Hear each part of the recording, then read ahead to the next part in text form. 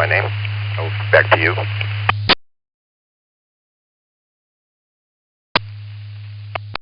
Oh, yeah, very good, PJ. So, I did say my name's Chris, I think. Anyway, so I went to a natural spring out there in the National Park, and it was very cool, very clear. The water was like 68 degrees. I think it's 60 or 72 degrees, like year-round. Maybe you could tell me a little bit more, but it was an old Indian settlement area on a lake, and I forget the name of the lake. I think it was, oh man, I can't think of the name.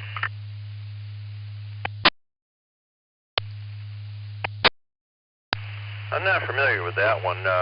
There's one I go to a lot with some friends. It's a glass bottom boat rides up there at Silver Springs in that area. That's a nice one to go to. But the one that's off the lake, I'm not familiar with that one. I gotta look it up.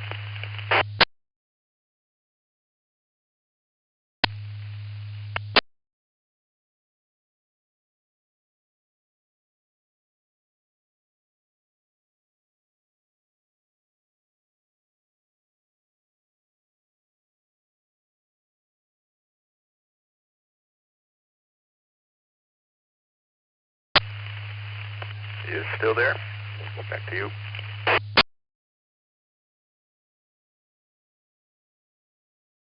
was trying to look up the name of the lake and the spring that I was at. But anyway, what kind of equipment are you operating?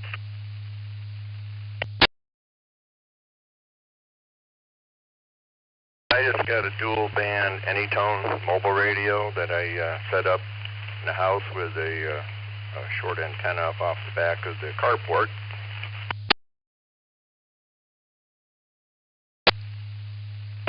It sounds really, really good. I'm on a no name, which is probably an Anytone or similar, connected to a J-pole in the attic.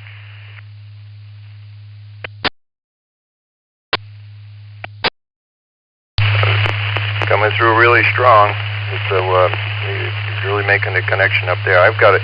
When I travel up there this year, I've got to find out where all the repeaters are so I can be ready to program my radios as I'm traveling this summer. But that'll be for another day. Back to you.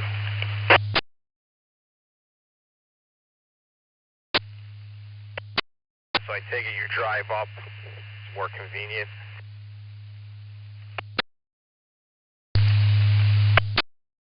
Yeah, we have an RV. I know it's extra gas you use versus the hotels, but at least you get your same bed every day. You got your food's all in the refrigerator or in the freezer we carry. So we find it more convenient. It lets us be a little more flexible. Just go wherever we want. We mess up on campground reservations. Well, there's always a parking lot somewhere.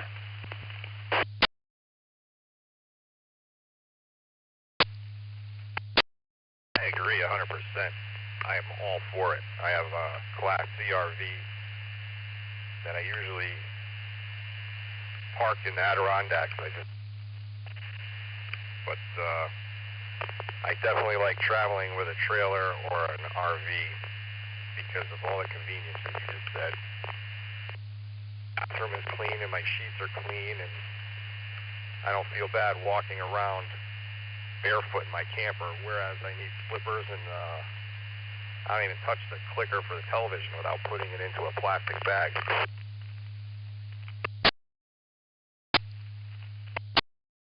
Yeah, roger that. I hear you, because it's just it seems like the prices have gone up with rooms and hotels, and the quality has gone down. It just doesn't make any sense. So we have a Class C ourselves. Having it worked on right now. I got a little ticking noise in my engine, but hopefully we'll get that resolved this week and get ready to hit the road in a month.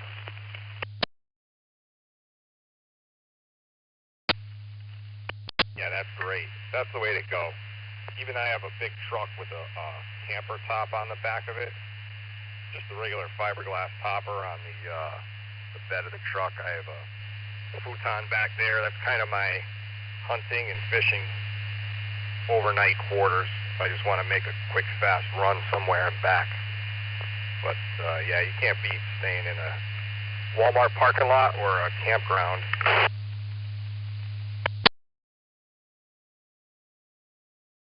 There's a lot of freedom to that. Bridget, I didn't write down your call sign. You want to give it back to me? I'm K4 PJM.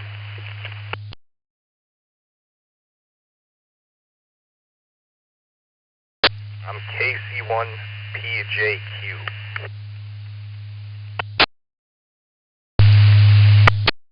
I think I can almost remember that. It's got the PJ in the middle, so that would be easy to remember. Back to you.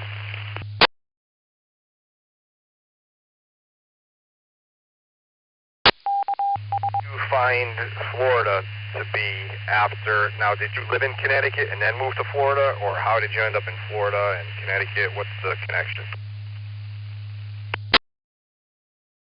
Well, a long time ago, we had a bunch of our friends retire, older friends retire, and a lot of them moved down to the west coast of Florida, down by Tampa. And we used to go visit them in the summertime, just to get our bones warmed up with all the winter. And one time we just walked around and saw a couple mobile homes that we thought we were interested in. We were 55, so we bought one and turned it into a rental property. And the rest of the story is when we finally got around to retiring, we came down and lived there and got a chance to move to Central Florida, a little less crowded, and we like it out here.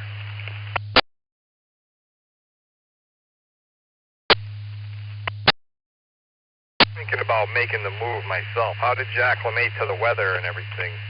Of course, in the winter time, it's great for us, but the summer could be really rough. Well, you do. You find out that I think what happens over time, your blood thins out a little bit, and that heat doesn't bother you like it used to. For us, you know, when up north, when you have winter, you have winter. You have it at night, and you have it during the day. I mean, you got several months, and there's just no way out of it. Down here, you're going to have some hot days, but the sun goes down, and you can enjoy your evening. So I think it's a good trade-off. We do travel in July and August, usually up north, and that kind of gives us a little bit of a break from the hotter spots. You know. Back to you.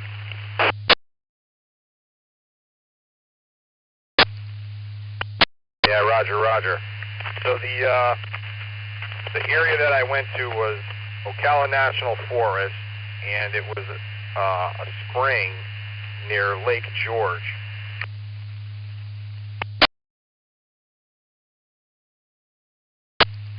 Not linked.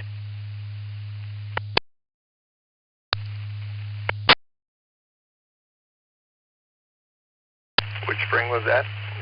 Somebody just came back, I think. Juniper Springs, and it was near Lake George.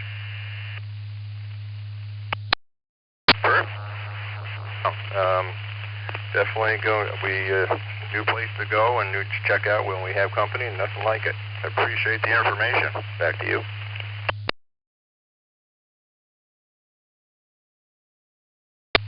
That they had a shooting range out there in the National Forest, which I thought was great too.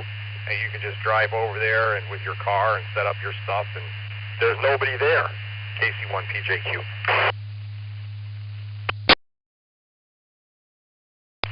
I know that place. I've been there several times. That is neat to have close by. The only time it gets a little nerve-wracking is they do a lot of professional bombing tests up that area, so all of a sudden in the afternoon you start hearing these explosions, but it's just military testing up in the Ocala Forest in a special spot, but that's not that often. It's every once in a while. That's not too much. K4 PJM, back to you.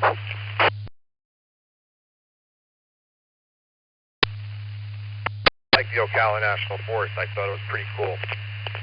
And I'm sure you can go hunting there, and there's all kinds of stuff to do there. And I saw a lot of these dune buggy, side-by-sides with the lift kits. It was like crazy. It was awesome.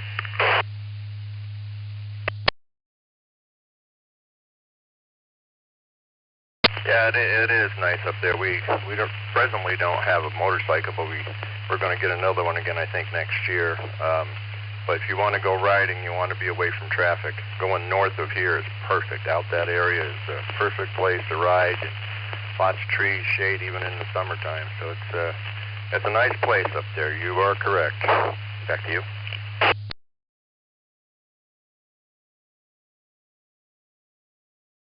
That's about 40 minutes from you or so? Yeah, the Ocala Forest is probably no more than 25 minutes or less, the southern part of it. So it's closer, that it stretches over to Ocala, but the southern portion by Leesburg is not far from us at all. Back to you.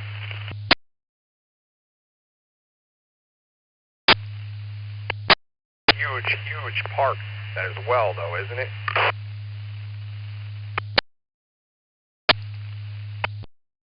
There is many parts of the Ocala Forest. There's just natural forest. There is parks. There is, I think, even some camping that you can do up there. Like you said, you saw the springs. It's got just about everything. It takes up so much square foot, so many square miles that it's got a lot to offer. It's an interesting place for sure.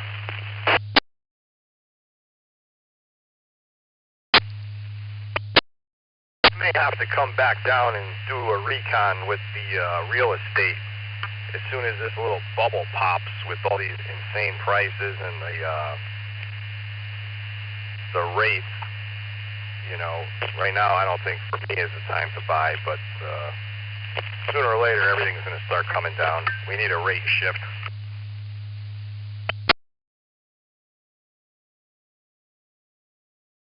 I think there's going to be a correction coming. Honestly, you're right. They're just really expensive. What you bought something for just a little while back is you could make a lot of money, but you got to pay up for something that's probably going to be a lot less. You're probably right. I think there's going to be a correction down here. The inventory at every level, including the villages in some areas, some counties are up 20, 30%. Over what they were pre-COVID, so that means there's a lot of housing, but there's a lot of houses being sold. So I think there's going to be a time that's going to level out, and maybe get these prices back in what should be normal. Back to you.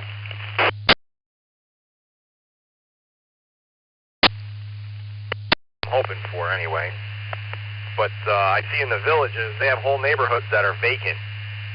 Now I wouldn't go for one of those types of situations, I don't think, because I don't know if I want to be in a HOA type of deal. I'd rather have a few acres to myself where I could, you know, park all my stuff.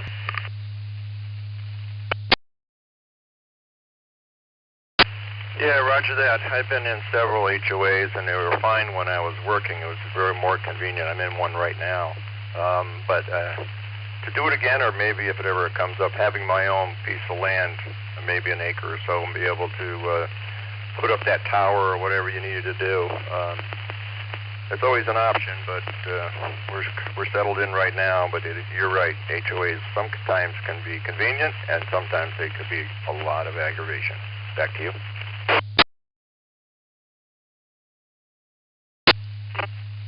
Well, you're pretty lucky you don't have to shovel snow. So if I was to live as an older guy, as I'm getting older, and stay in the Northeast, I wouldn't mind an HOA if they took away the snow of my driveway and everything was plowed and they mowed the lawn and everything. That would be acceptable.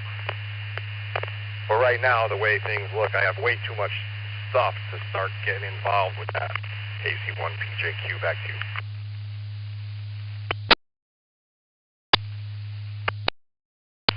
Yeah, roger that. You hit upon the nerve that the reason we moved down, we actually lived up in New Hampshire by Lake Winnipesaukee for 5 years, and they had 2 hard winters in a row, and my wife and I had to go up and we shoveled off our roof twice.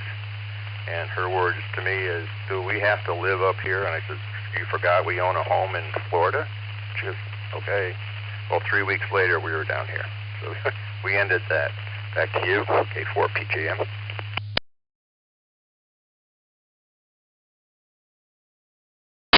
Get around.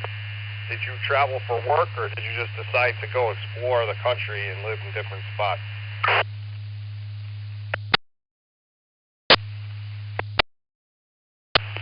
What we did is, since we had the house down here, I just got with a headhunter and put my name out there looking for a job on the west coast of Florida.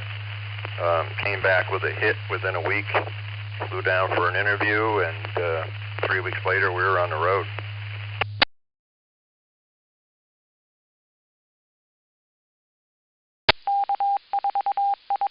Yeah.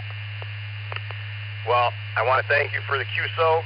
I have to say 73 is because I have some things I need to do today, and then I have people waiting for me. So thanks for getting back to me, and I really enjoyed the conversation. KC1 PJQ, I'll be clear on your final.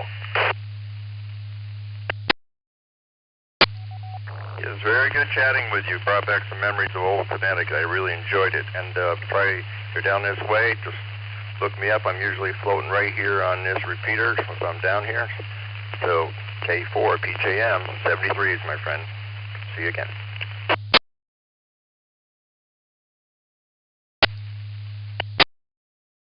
That. I think we've spoke before too. Anyway, 73, man. I'll talk to you again.